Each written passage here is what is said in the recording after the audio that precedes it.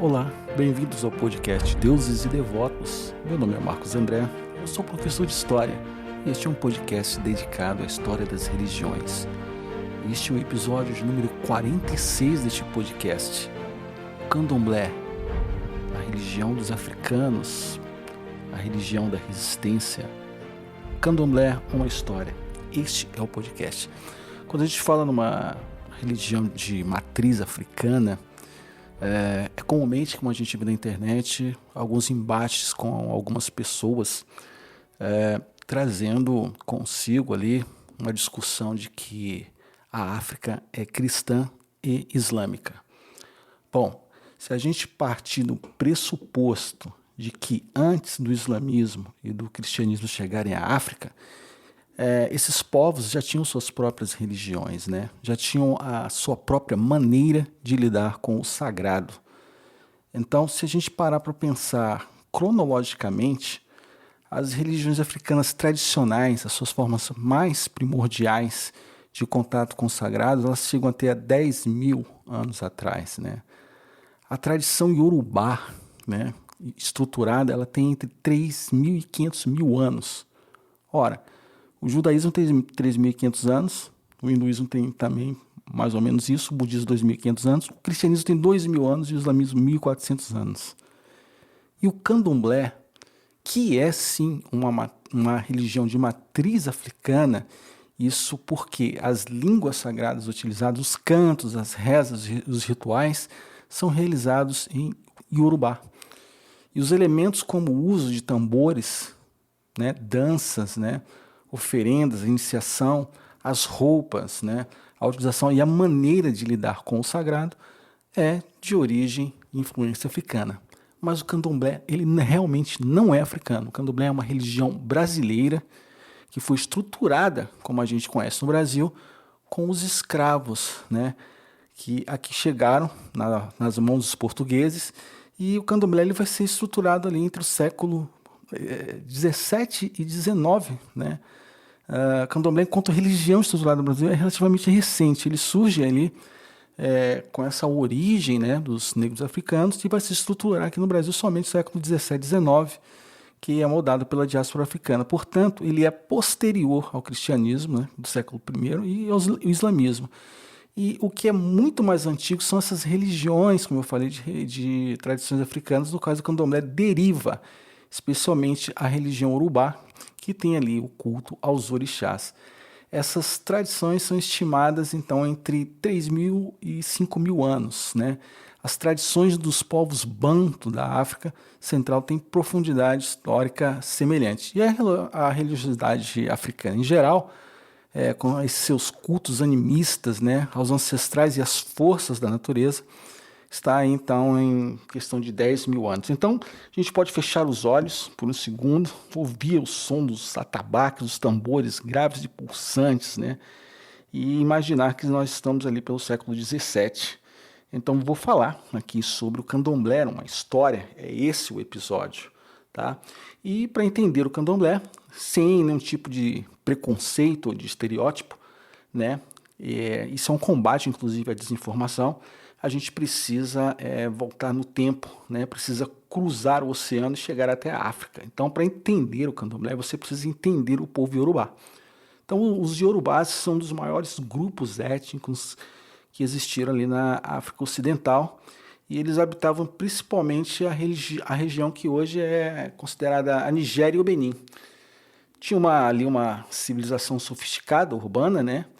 E cidades como Ilé-Ifé, Oió e Queto, né, que são centros políticos e religiosos de enorme importância na sua época. E no coração dessa cultura urubá estava uma visão de mundo profundamente espiritual, né, a crença em quê? Em orixás, que são as forças da natureza. Então, as religiões africanas, desde a sua antiguidade, ela tem uma relação profunda com a energia vital da natureza. Então, o contato com o sagrado, ele vem prioritariamente da natureza. E que são esses orixás? Eles são divindades, mas não são divindades assim como deuses gregos ou romanos, como a gente costuma conhecer, né? O pensamento urubá é diferente. Os orixás são essas forças da natureza que foram divinizadas, né? Então, eles funcionam como uma energia, né? A energia do rio, a energia da tempestade, a energia do vento, a energia da floresta, a energia do mar. E esses ancestrais viveram de forma tão extraordinária que após a morte, essas pessoas se fundiram com forças naturais e se tornaram divinos. Então, no continente africano, existiam mais de 300 orixás, né? Cada cidade, cada família, cada clã tinha os seus orixás, que eram cultuados após a morte, né? Essas pessoas teriam, no caso, vidas tão extraordinárias que se fundiam com a natureza e acabaram sendo divinizadas, né? Então, o culto iorubá, ele é profundamente local, ele é familiar e é territorial. Então, um orixá era cultuado onde nasceu, onde viveu, onde o rio sagrado corria. Então, você tinha, em certas comunidades, alguns orixás, mas em outras comunidades, os orixás eram diferentes dos outros, né? Mas, sim, tem sempre a questão do Deus Supremo, chamado de Olodumaré. Então, na cosmologia urubá, Olodumaré, também chamado de Olorum, é o Senhor do céu. Esse aí é o Deus Supremo, é o Criador de tudo, né? Ele faz ali delega essa mediação aos orixás, ou seja, as pessoas não conversam diretamente com Deus, ele tem os orixás para fazer essa intermediação, né? E o conceito fundamental para a religião iorubá é que você precisa conhecer o que é o axé. O axé é a força vital que anima tudo, as pessoas, os animais, as plantas, os rituais. Então é uma energia que conecta o mundo humano ao mundo do divino. Então, manter e alimentar essa energia é o objetivo central da prática religiosa iorubá e, consequentemente, no candomblé. Então, quando alguém deseja que as coisas corram bem, ela vai e fala axé. Então, entre os séculos XVI e XIX, houve, como todos sabemos na história, o tráfico atlântico, né, de escravos, né, e vai retirar essas pessoas à força, cerca de 10 a 12 milhões de africanos do seu continente. Então, uma parte significativa, né, eram iorubás, os jeses e os bantos, esses povos com tradições religiosas muito antigas e riquíssimas, né. Eles foram arrancados ali da terra, né, os seus costumes, os seus templos, né, e foram jogados navios e trazidos para o Brasil para o trabalho escravo. Então, os primeiros escravos africanos eles chegam no Brasil por volta de 1530 e com eles chegam suas crenças, né? Essas crenças silenciosas e escondidas e até proibidas. Veja bem também que o islamismo não chega no Brasil através dos árabes, ele chega através dos negros africanos já islamizados ali na África, né? Então, a igreja determinava que todo escravo devia ser batizado em até 6 meses após a sua chegada. Então, as práticas de religiões africanas eram consideradas feitiçaria, né? Então, o crime era a prisão ou a morte, né? Primeiro o açoite, depois a prisão e a morte. Então, os africanos vão procurar uma maneira de manter a sua fé viva. Por quê? Porque toda questão que é sagrada para um determinado povo, ou até individualmente para uma questão da pessoa, é uma coisa muito especial. Então a pessoa simplesmente não vai de facilmente negar a sua própria religião, que ela está negando a sua própria origem, né? O seu próprio antepassado. E o que vai fazer com que isso permaneça e chegue até os nossos dias é o que nós conhecemos como sincretismo. O sincretismo é uma máscara, né, que vai salvar a tradição. Então, por exemplo, para cultuar os seus orixás, sem que você corresse o risco de ser preso, morto ou açoitado, o escravo acendia uma vela para um santo da Igreja Católica. E eles vão fazer essa ligação com alguns santos da Igreja Católica para que a sua prática religiosa não seja escondida. Então, a saída, por exemplo, é rezar para um santo e acender a vela para um orixá, né? E foi assim que os deuses africanos sobreviveram no Brasil, que eles vão ser disfarçados de santos católicos por 2 séculos. Então, hoje, muitos terreiros de candomblé abandonaram essa questão do sincretismo, afirmando que não precisam mais disfarçar, né? Mas durante séculos, isso fez a diferença entre a vida e a morte dessa religião como um todo. Então, o candomblé ele é uma religião brasileira, ele é uma religião que tem a sua origem africana, mas ele foi estruturado no Brasil pelos escravos aqui trazidos pelos portugueses. Então, o candomblé como religião organizada, com liturgia estruturada e com uma comunidade definida, ele vai aparecer formalmente, né, a partir do século XIX, principalmente na Bahia. E então começa assim uma das histórias bastante fascinantes do sagrado no Brasil, né? Então os três fundadores trazem a tradição oral, né, na Bahia do século XIX, são três mulheres africanas. Assim, o candomblé, essencialmente, na sua origem, ele tem ali a questão muito forte, a presença das mulheres, né? Então, três mulheres africanas, princesas da nobreza de Oió e Queto, que chegaram no Brasil na condição de escravas, né? Elas fundaram o que seria o primeiro terreiro de candomblé organizado. Seus nomes eram Yaya Detá, Yaya Acalá e Yaya Nassô. Então, elas se reuniram inicialmente num terreno ali atrás da igreja de Nossa Senhora da Barroquinha, no centro de Salvador, usando a própria estrutura da Irmandade Católica como escudo. Então, ali, né, é um pretexto, né, com a manutenção da capela, elas criaram uma comunidade religiosa Nagô, que é o candomblé ali da Barroquinha, desse local na capital baiana. Então, mais tarde, vai haver ali uma repressão crescente na comunidade, e isso vai se transferir para outro local, né, chamado Engenho Velho. Então, ali vai nascer o Ilê Axé Ayá Nassô Oká, que é a famosa Casa do Engenho Velho. A Casa Branca é o primeiro monumento negro do Brasil, a Casa do Engenho Velho. É considerado o terreiro de candomblé mais antigo do Brasil e é fundada ali na primeira metade do século XIX. Então, a matriz, né, que vai usar esse local é a matriz da nação Queto no país. Então, é o terreiro de onde descendem os grandes templos baianos dessa religião, que é o Cantuá e o Axé Poá-Fonjá. Então, em 1984, a Casa Branca vai ser tombada pelo Instituto de Patrimônio Histórico, né, o IPAM, e vai se tornar o primeiro monumento da cultura negra a ser reconhecido pelo Patrimônio Histórico do Brasil, que é uma conquista histórica, né, o resultado de uma luta de anos contra a especulação imobiliária local para que queria destruir.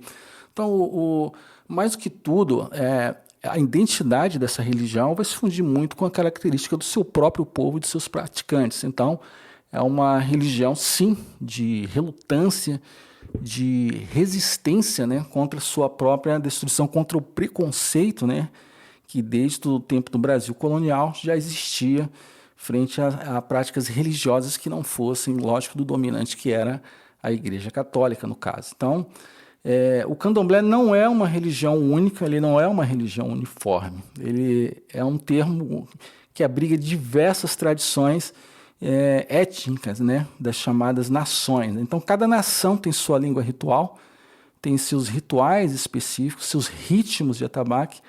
Cada nação tem as suas divindades com nomes diferentes. Como eu falei anteriormente, são mais de 300 orixás e nem sempre um orixá ele é cultuado em outro local, porque essas divindades eram pessoas que foram mortas, se fundiram com a energia da natureza e se transformaram em divinizadas. Então, o orixá cultuado numa comunidade nem sempre é um orixá cultuado em outra comunidade.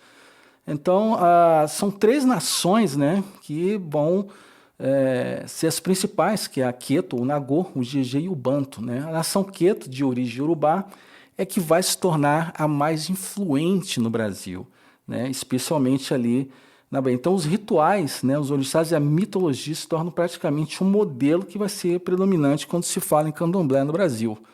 Então, a nação Queto, que tem a origem Urubá, e por isso, sim, é uma religião de matriz africana, mas estruturada no Brasil, vai ter a nação Queto como sua principal influência, né?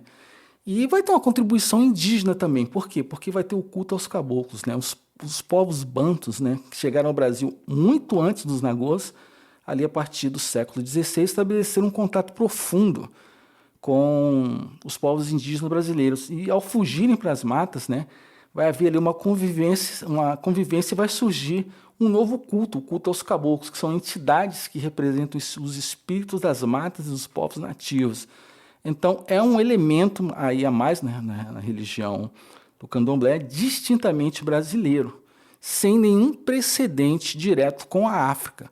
Ou seja, como eu tenho falado aqui em História das Religiões, as religiões elas se transformam, né? Elas, com o passar do tempo, novos elementos vão surgindo, e a religião ela nunca é estática. Algumas religiões se transformam e outras religiões, inclusive, morrem, né? E isso não foi diferente, lógico, aqui com a questão do candomblé. Então, eu posso falar agora citar alguns orixás, né, do candomblé, né? Cada um deles representa uma força da natureza, cada um deles vão ter as suas cores, os seus alimentos, o seu dia da semana e sua personalidade. Então isso traz uma riqueza assim, cultural muito grande. Há sim, lógico, o preconceito, né? E o preconceito ele sempre vem daquilo que nós não conhecemos, culturalmente principalmente. E, enfim, então, por exemplo, o Ogum é o senhor do ferro e da guerra, né? É um orixá ali dos guerreiros, dos ferreiros, dos trabalhadores, né? É o orixá que desbrava os caminhos com seu facão. Então ele é associado ao ferro, à tecnologia e à luta, né? Iemanjá, bastante conhecida, seria a rainha das águas, né? Talvez esse aí seja o orixá mais conhecido no Brasil como a rainha do mar, né? Associada ali aos pescadores, né? E protetora da maternidade.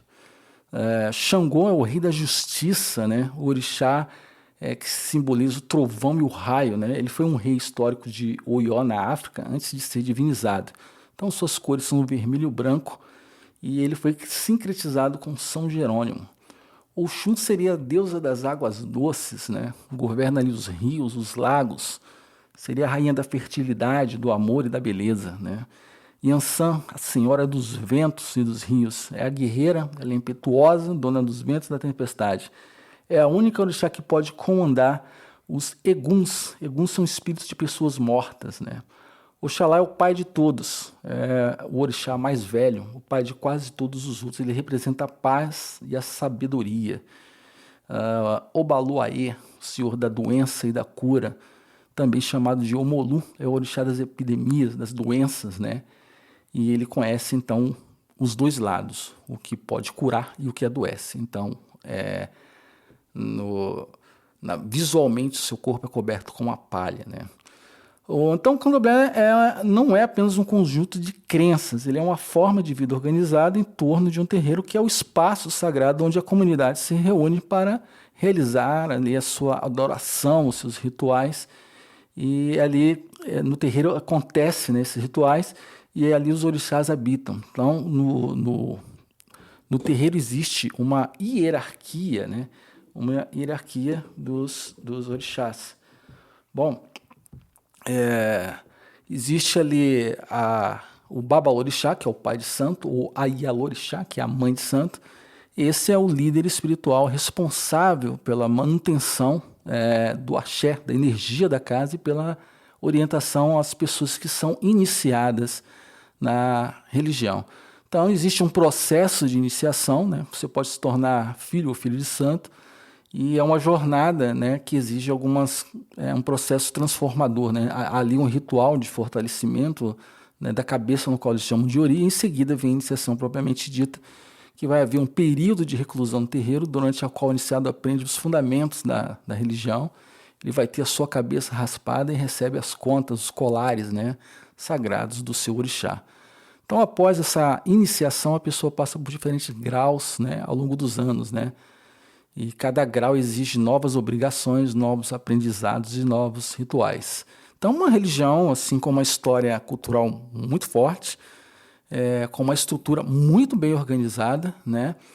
E isso tem, lógico, influência, né, de outras religiões, né?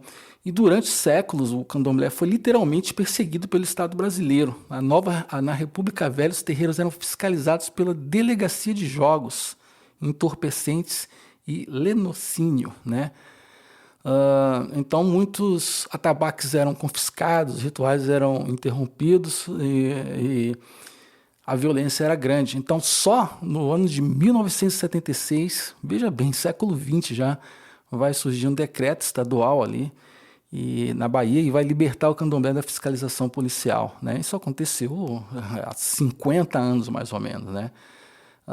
Houve um marco grande fundamental aí da questão do candomblé, dessa discussão, é o Congresso Afro-Brasileiro de 1937, né? E houve a participação de muitos intelectuais da época, o Jorge Amado, Edson Carneiro, alguns, né? Ele vai ser um divisor de águas na luta pela liberdade religiosa, né? E resulta na formação da primeira associação de terreiros. É lógico que a intolerância ainda persiste, né?